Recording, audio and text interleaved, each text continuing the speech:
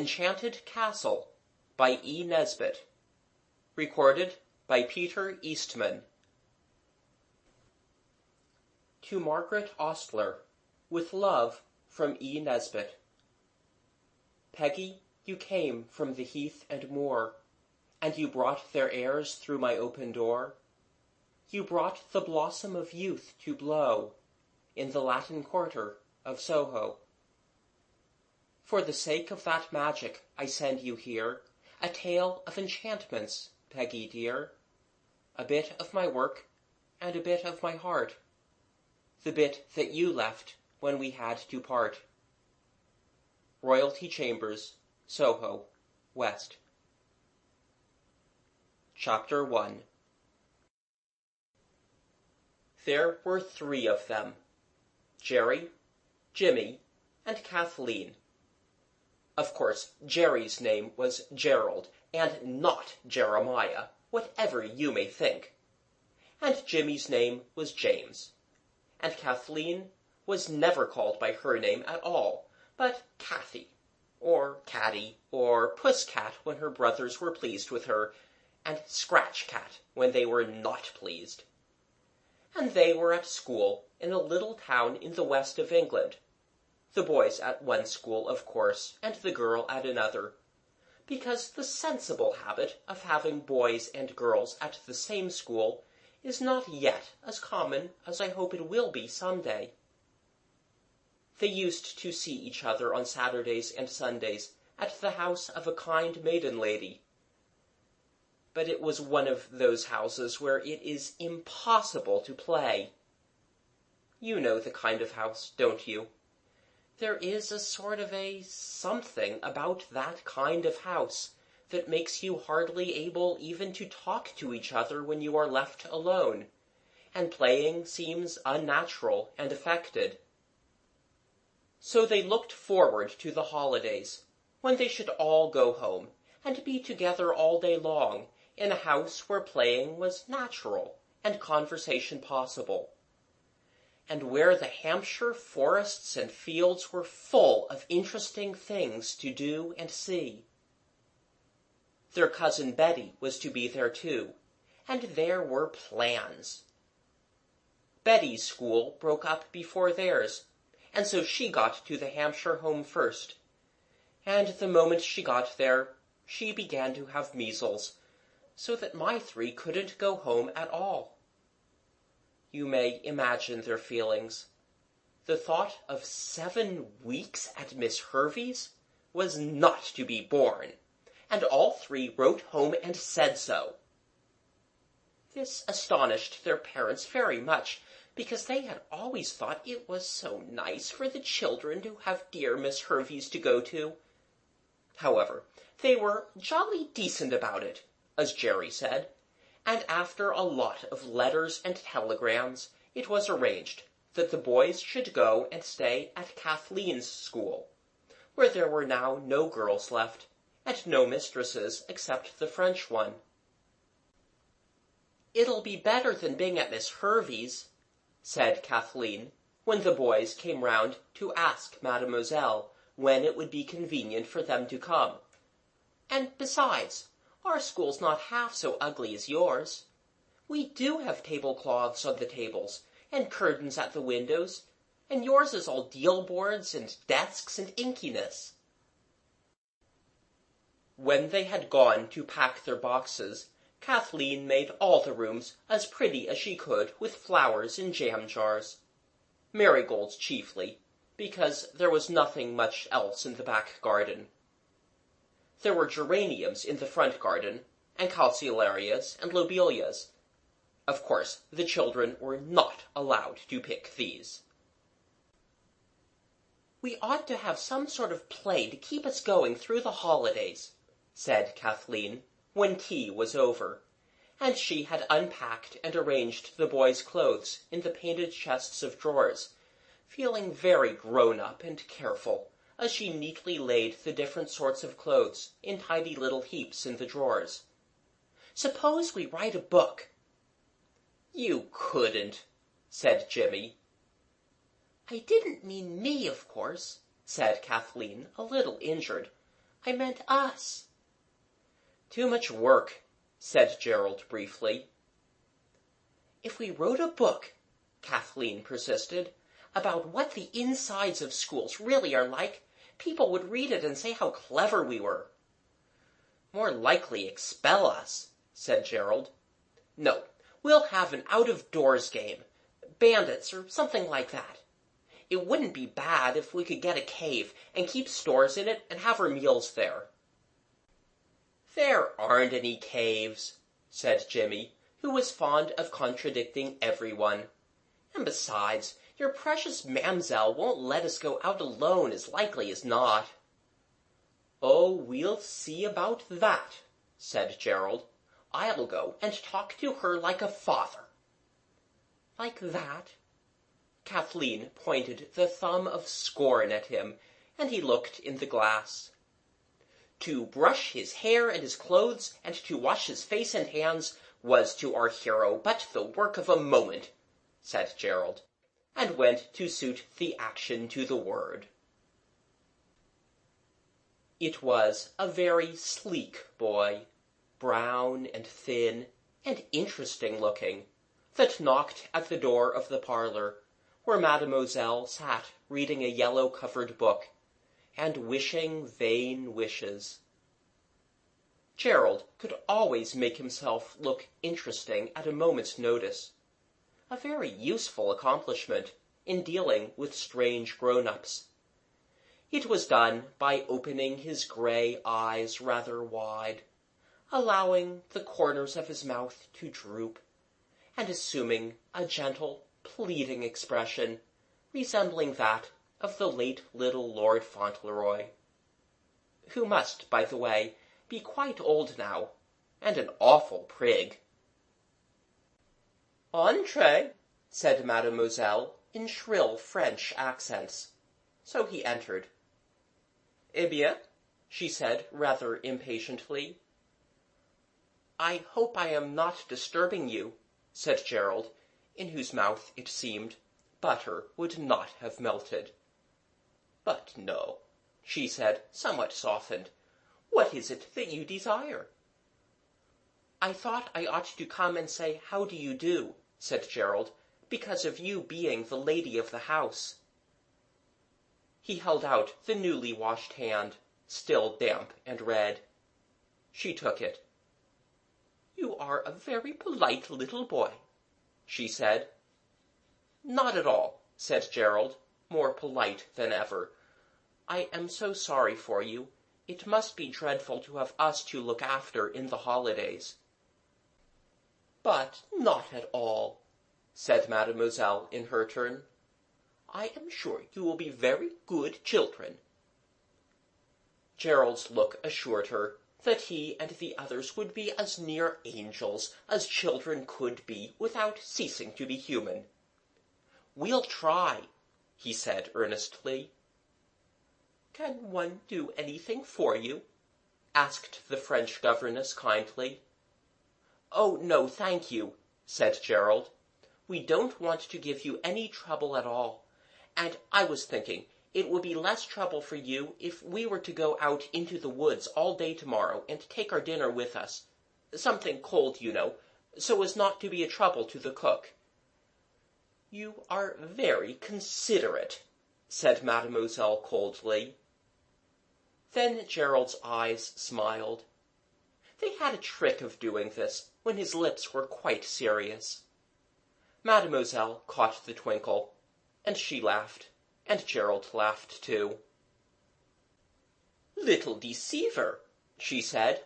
"Why not say at once you want to be free of surveillance, how you say, overwatching, without pretending it is me you wish to please?" "You have to be careful with grown-ups," said Gerald. "But it isn't all pretense either. We don't want to trouble you, and we don't want you to—" "To trouble you? Eh bien, your parents, they permit these days at woods?" "Oh, yes," said Gerald truthfully. "Then I will not be more a dragon than the parents. I will forewarn the cook. Are you content?" "Rather," said Gerald. "Mademoiselle, You are a dear." "A deer?" she repeated. "A stag?" "No, a sherry," said Gerald. "A regular A1 sherry. And you shan't repent it. Is there anything we can do for you? Wind your wool, or find your spectacles, or—" "He thinks me a grandmother," said Mademoiselle, laughing more than ever. "Go then, and be not more naughty than you must." "Well, what luck?" the others asked. "It's all right," said Gerald indifferently. "I told you it would be. The ingenious youth won the regard of the foreign governess, who in her youth had been the beauty of her humble village." "I don't believe she ever was. She's too stern," said Kathleen. "Ah," said Gerald, "that's only because you don't know how to manage her. She wasn't stern with me." "I say, what a humbug you are, though, aren't you?" said Jimmy. "No, I'm a what's its name? Something like an ambassador. Dipsoplomatist. That's what I am. Anyhow, we've got our day, and if we don't find a cave in it, my name's not Jack Robinson." Mademoiselle, less stern than Kathleen had ever seen her, presided at supper, which was bread and treacle, spread several hours before, and now harder and drier than any other food you can think of. Gerald was very polite in handing her butter and cheese, and pressing her to taste the bread and treacle. "Bah! It is like sand in the mouth, of a dryness. Is it possible this pleases you?" "No," said Gerald, "it is not possible, but it is not polite for boys to make remarks about their food." She laughed, but there was no more dried bread and treacle for supper after that. "How do you do it?" Kathleen whispered admiringly, as they said good night. "Oh, it's quite easy when you've once got a grown-up to see what you're after. You'll see. I shall drive her with a rein of darning cotton after this." Next morning, Gerald got up early, and gathered a little bunch of pink carnations from a plant which he found hidden among the marigolds. He tied it up with black cotton, and laid it on Mademoiselle's plate. She smiled, and looked quite handsome as she stuck the flowers in her belt. "Do you think it's quite decent?" Jimmy asked later, "sort of bribing people to let you do as you like, with flowers and things, and passing them the salt?" "It's not that," said Kathleen suddenly. "I know what Gerald means, only I never think of the things in time myself. You see, if you want grown-ups to be nice to you, the least you can do is to be nice to them, and think of little things to please them. I never think of any myself. Jerry does. That's why all the old ladies like him. It's not bribery, it's a sort of honesty, like paying for things." "Well, anyway," said Jimmy, putting away the moral question, "we've got a ripping day for the woods." They had. The wide High Street, even at the busy morning hour almost as quiet as a dream street, lay bathed in sunshine. The leaves shone fresh from last night's rain, but the road was dry, and in the sunshine the very dust of it sparkled like diamonds. The beautiful old houses, standing stout and strong, looked as though they were basking in the sunshine and enjoying it.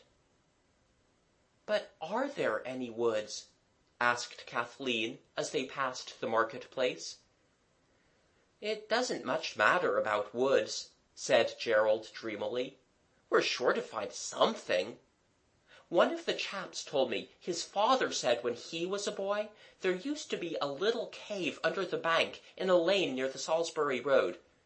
But he said there was an enchanted castle there too, so perhaps the cave isn't true either. If we were to get horns, said Kathleen, and to blow them very hard all the way, we might find a magic castle. If you've got the money to throw away on horns, said Jimmy contemptuously. Well, I have, as it happens, so there, said Kathleen. And the horns were bought in a tiny shop with a bulging window, full of a tangle of toys and sweets and cucumbers and sour apples. And the quiet square at the end of the town where the church is, and the houses of the most respectable people, echoed to the sound of horns blown long and loud. But none of the houses turned into enchanted castles. Away they went along the Salisbury Road, which was very hot and dusty, so they agreed to drink one of the bottles of ginger beer. We might as well carry the ginger beer inside us as inside the bottle, said Jimmy, and we can hide the bottle and call for it as we come back. Presently they came to a place where the road, as Gerald said, went two ways at once. That looks like adventures, said Kathleen, and they took the right-hand road. And the next time they took a turning, it was a left-hand one. So as to be quite fair, Jimmy said, and then a right-hand one, and then a left, and so on, till they were completely lost. Completely, said Kathleen. How jolly! And now the trees arched overhead, and the banks of the road were high and bushy. The adventurers had long since ceased to blow their horns. It was too tiring to go on doing that, when there was no one to be annoyed by it. Oh, crikey, observed Jimmy suddenly. Let's sit down a bit and have some of our dinner. We might call it lunch, you know, he added persuasively. So they sat down in the hedge and ate the ripe red gooseberries that were to have been their dessert. And as they sat and rested and wished that their boots did not feel so full of feet, Gerald leaned back against the bushes, and the bushes gave way so that he almost fell over backward. Something had yielded to the pressure of his back, and there was the sound of something heavy that fell. Oh, Jiminy, he remarked, recovering himself suddenly. There's something hollow in there. The stone I was leaning against simply went. I wish it was a cave, said Jimmy, but of course it isn't. If we blow the horns, perhaps it will be, said Kathleen, and hastily blew her own. Gerald reached his hand through the bushes. I can't feel anything but air, he said. It's just a hole full of emptiness. The other two pulled back the bushes. There certainly was a hole in the bank. I'm going to go in, observed Gerald. Oh, don't, said his sister. I wish you wouldn't. Suppose there were snakes. Not likely, said Gerald, but he leaned forward and struck a match. It is a cave, he cried, and put his knee on the mossy stone he had been sitting on, scrambled over it, and disappeared. A breathless pause followed. You all right? asked Jimmy. Yes. Come on. You'd better come feet first. There's a bit of a drop. I'll go next, said Kathleen, and went. Feet first, as advised. The feet waved wildly in the air. Look out, said Gerald in the dark. You'll have my eye out. Put your feet down, girl, not up. It's no use trying to fly here. There's no room. He helped her by pulling her feet forcibly down, and then lifting her under the arms. She felt rustling dry leaves under her boots, and stood ready to receive Jimmy, who came in head first, like one diving into an unknown sea. "It is a cave," said Kathleen. "The young explorers," explained Gerald, blocking up the hole of entrance with his shoulders, "dazzled at first by the darkness of the cave, could see nothing." "Darkness doesn't dazzle," said Jimmy. "I wish we'd got a candle," said Kathleen. "Yes, it does," Gerald contradicted. "Could see nothing. But their dauntless leader, whose eyes had grown used to the dark while the clumsy forms of the others were bunching up the entrance, had made a discovery." "Oh, what?" Both the others were used to Gerald's way of telling a story while he acted it, but they did sometimes wish that he didn't talk quite so long, and so like a book in moments of excitement. He did not reveal the dread secret to his faithful followers till one and all had given him their word of honor to be calm. "We'll be calm, all right," said Jimmy impatiently. "Well then," said Gerald, ceasing suddenly to be a book and becoming a boy, "there's a light over there. Look behind you." They looked, and there was. A faint grayness on the brown walls of the cave, and a brighter grayness, cut off sharply by a dark line, showed that round a turning or angle of the cave there was daylight. "Attention!" said Gerald. At least, that was what he meant, though what he said was "shun," as becomes the son of a soldier. The others mechanically obeyed. "You will remain at attention till I give the word 'slow march,' on which you will advance cautiously in open order, following your hero leader, taking care not to tread on the dead and wounded." "I wish you wouldn't," said Kathleen. "There aren't any," said Jimmy, feeling for her hand in the dark. "He only means take care not to tumble over stones and things." Here he found her hand, and she screamed. "It's only me," said Jimmy. "I thought you'd like me to hold it, but you're just like a girl." Their eyes had now begun to get accustomed to the darkness, and all could see that they were in a rough stone cave that went straight on for about 3 or 4 yards, and then turned sharply to the right. "Death or victory," remarked Gerald. "Now then, slow march." He advanced carefully, picking his way among the loose earth and stones that were the floor of the cave. "A sail! A sail!" he cried, as he turned the corner. "How splendid!" Kathleen drew a long breath as she came out into the sunshine. "I don't see any sail," said Jimmy, following. The narrow passage ended in a round arch, all fringed with ferns and creepers. They passed through the arch, into a deep, narrow gully, whose banks were of stones moss-covered, and in the crannies grew more ferns and long grasses. Trees growing on the top of the bank arched across, and the sunlight came through in changing patches of brightness, turning the gully to a roofed corridor of goldy green. The path, which was of greeny-gray flagstones, where heaps of leaves had drifted, sloped steeply down, and at the end of it was another round arch, quite dark inside, above which rose rocks and grass and bushes. "It's like the outside of a railway tunnel," said James. "It's the entrance to the Enchanted Castle," said Kathleen. "Let's blow the horns." "Dry up," said Gerald.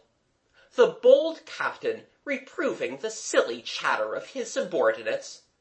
"I like that," said Jimmy, indignant. "I thought you would," resumed Gerald. "Of his subordinates, bade them advance with caution and in silence, because after all there might be somebody about, and the other arch might be an ice-house or something dangerous. "What?" asked Kathleen anxiously. "Bears, perhaps," said Gerald briefly. "There aren't any bears without bars. In England, anyway," said Jimmy. "They call bears bars in America," he added absently. "Quick march," was Gerald's only reply. And they marched. Under the drifted damp leaves, the path was firm and stony to their shuffling feet. At the dark arch they stopped.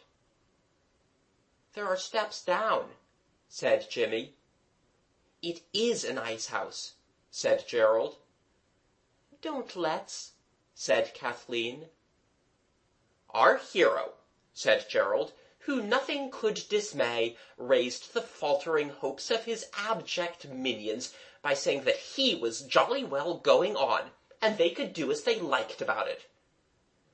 "If you call names," said Jimmy, "you can go on by yourself." He added, "So there." "It's part of the game, silly," explained Gerald kindly.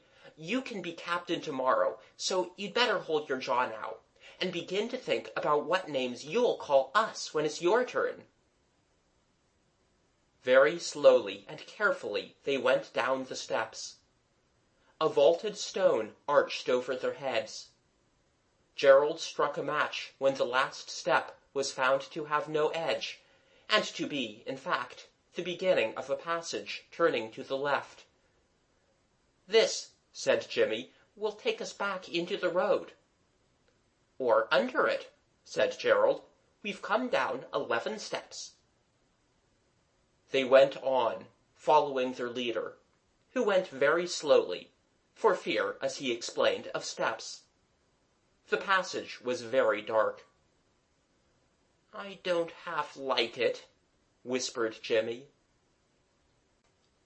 Then came a glimmer of daylight that grew, and presently ended in another arch that looked out over a scene so like a picture out of a book about Italy that everyone's breath was taken away, and they simply walked forward, silent and staring. A short avenue of cypresses led, widening as it went, to a marble terrace that lay broad and white in the sunlight. The children, blinking, leaned their arms on the broad flat balustrade and gazed. Immediately below them was a lake, just like a lake in The Beauties of Italy, a lake with swans and an island and weeping willows. Beyond it were green slopes dotted with groves of trees, and amid the trees gleamed the white limbs of statues. Against a little hill to the left was a round white building with pillars, and to the right a waterfall came tumbling down among mossy stones to splash into the lake. Steps led from the terrace to the water, and other steps to the green lawns beside it. Away across the grassy slopes deer were feeding, and in the distance, where the groves of trees thickened into what looked almost a forest, were enormous shapes of grey stone, like nothing that the children had ever seen before. "That chap at school," said Gerald. "It is an enchanted castle," said Kathleen. "I don't see any castle," said Jimmy. "What do you call that, then?" Gerald pointed to where, beyond a belt of lime trees, white towers and turrets broke the blue of the sky.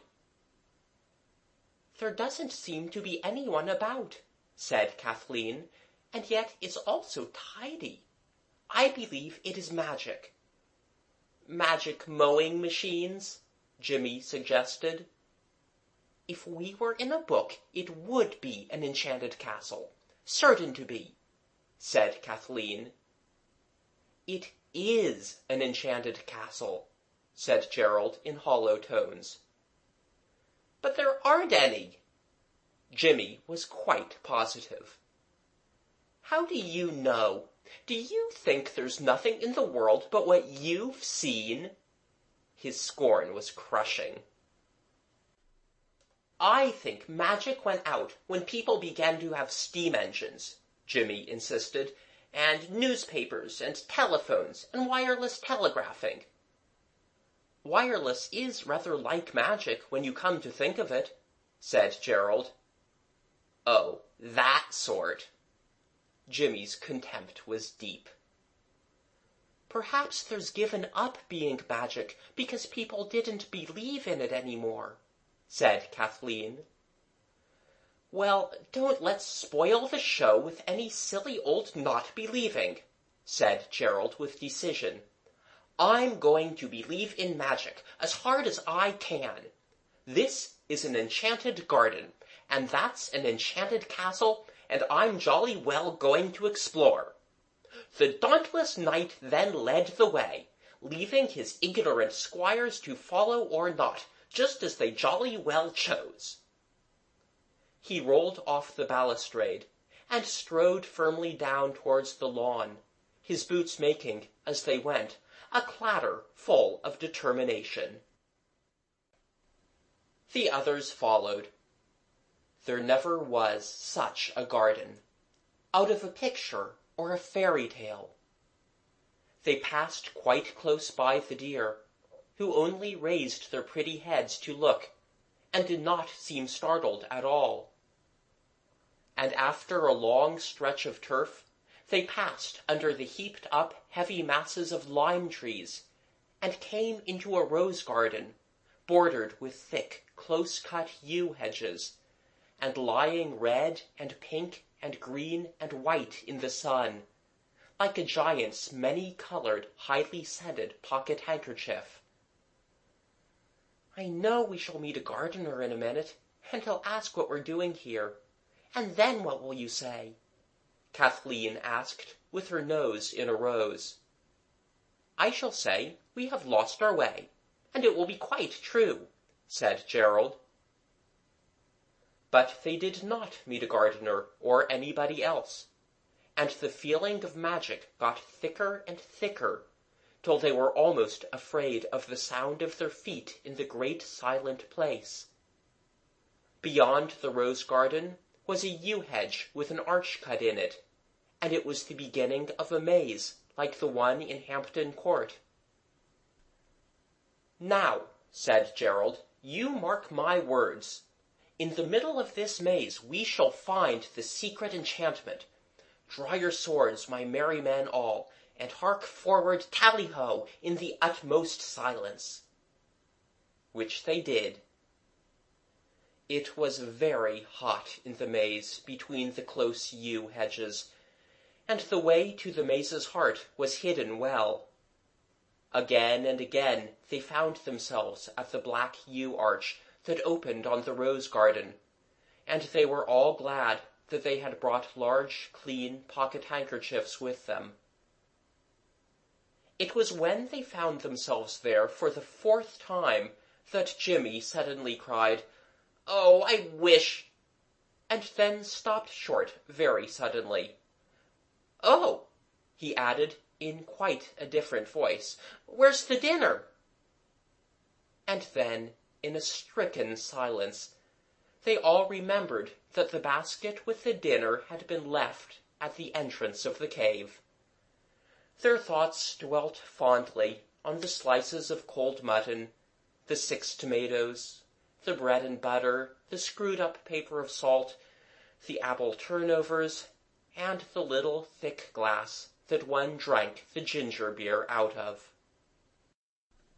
"Let's go back," said Jimmy, "now, this minute, and get our things and have our dinner." "Let's have one more try at the maze. I hate giving things up," said Gerald. "I am so hungry," said Jimmy. "Why didn't you say so before?"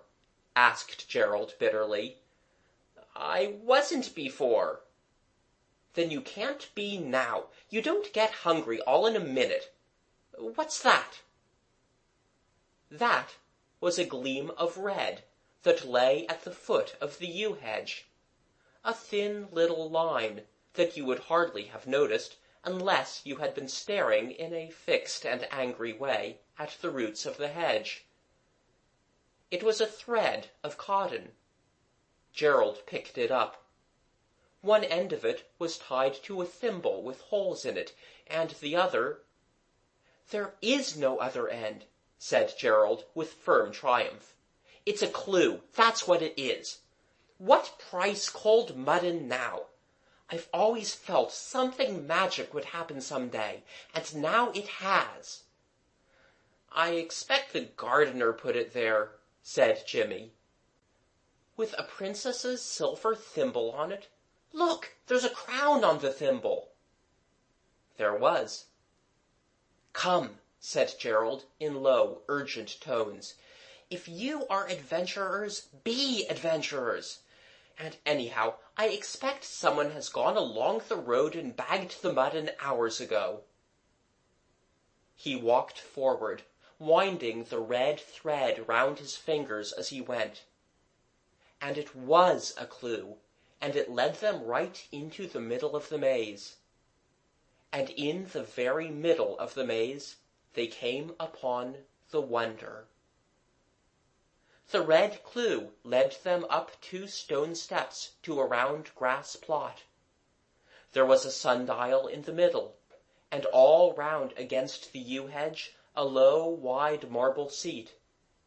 The red clue ran straight across the grass and by the sundial, and ended in a small brown hand with jeweled rings on every finger. The hand was, naturally, attached to an arm, and that had many bracelets on it, sparkling with red and blue and green stones.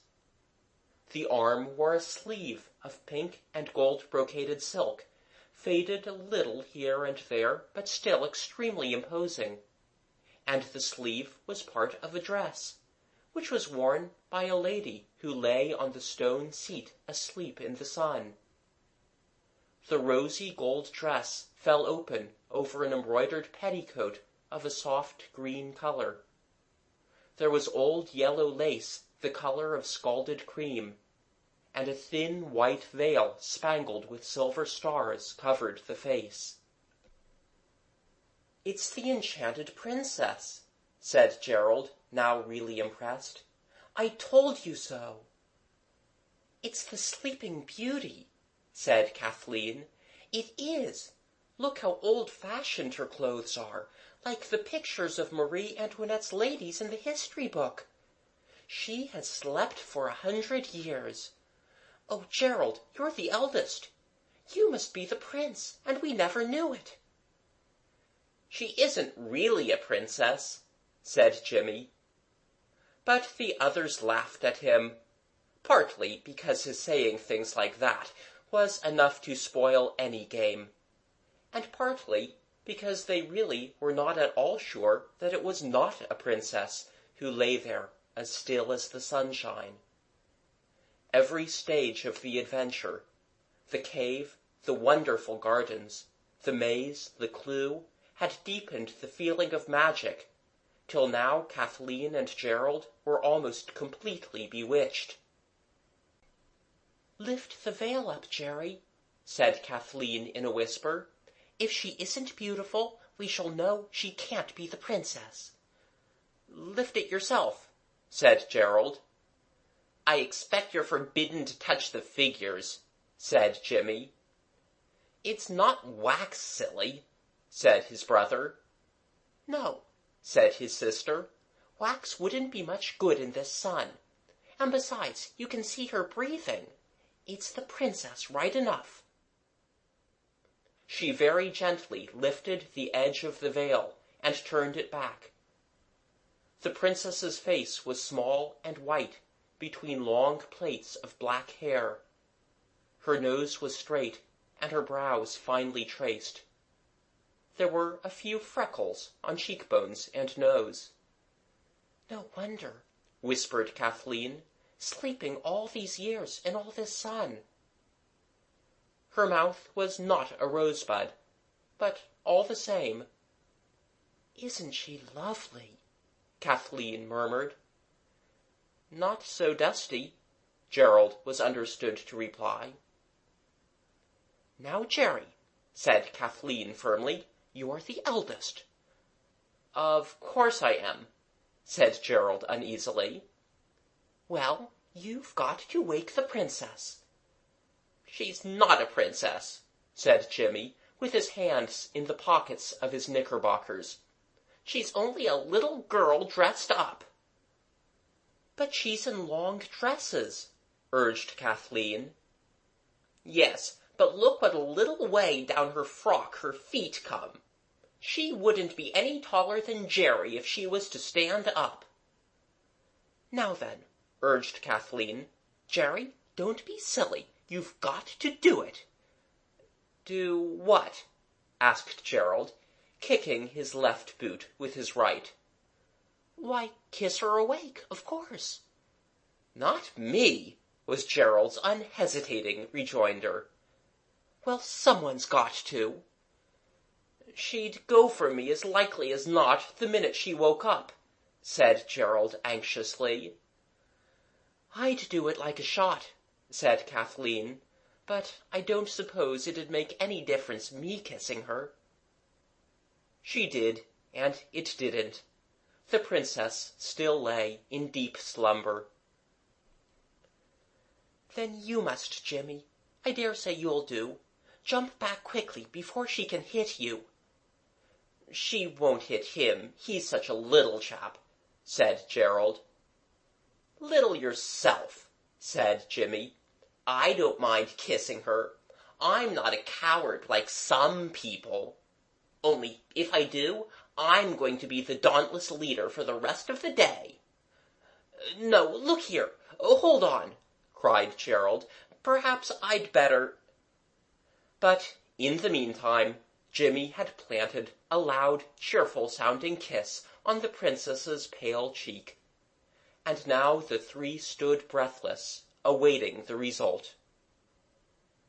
And the result was that the princess opened large, dark eyes, stretched out her arms, yawned a little, covering her mouth with a small brown hand, and said quite plainly and distinctly, and without any room at all for mistake, "Then the 100 years are over. How the yew hedges have grown! Which of you is my prince that aroused me from my deep sleep of so many long years?" "I did," said Jimmy fearlessly, for she did not look as though she were going to slap anyone. "My noble preserver," said the princess, and held out her hand. Jimmy shook it vigorously. "But I say," said he, "you aren't really a princess, are you?" "Of course I am," she answered. "Who else could I be? Look at my crown." She pulled aside the spangled veil, and showed beneath it a coronet of what even Jimmy could not help seeing to be diamonds. "But—" said Jimmy. "Why," she said, opening her eyes very wide, "you must have known about my being here, or you'd never have come. How did you get past the dragons?" Gerald ignored the question. "I say," he said, "do you really believe in magic and all that?" "I ought to," she said, "if anybody does. Look, here's the place where I pricked my finger with a spindle." She showed a little scar on her wrist. "Then this really is an enchanted castle?" "Of course it is," said the princess. "How stupid you are." She stood up, and her pink brocaded dress lay in bright waves about her feet. "I said her dress would be too long," said Jimmy. "It was the right length when I went to sleep," said the princess. "It must have grown in the 100 years." "I don't believe you're a princess at all," said Jimmy. "At least, don't bother about believing it if you don't like," said the princess. "It doesn't so much matter what you believe as what I am." She turned to the others. "Let's go back to the castle," she said, "and I'll show you all my lovely jewels and things. Wouldn't you like that?" "Yes," said Gerald, with very plain hesitation, "but—" "But what?" The princess's tone was impatient. "But we're most awfully hungry." "Oh, so am I," cried the princess. "We've had nothing to eat since breakfast." "And it's 3 now," said the princess, looking at the sundial. "Why, you've had nothing to eat for hours and hours and hours. But think of me. I haven't had anything to eat for 100 years. Come along to the castle." "The mice will have eaten everything," said Jimmy sadly. He saw now that she really was a princess. "Not they!" cried the princess joyously. "You forget everything's enchanted here. Time simply stood still for 100 years. Come along, and one of you must carry my train, or I shan't be able to move now it's grown such a frightful length." End of chapter 1.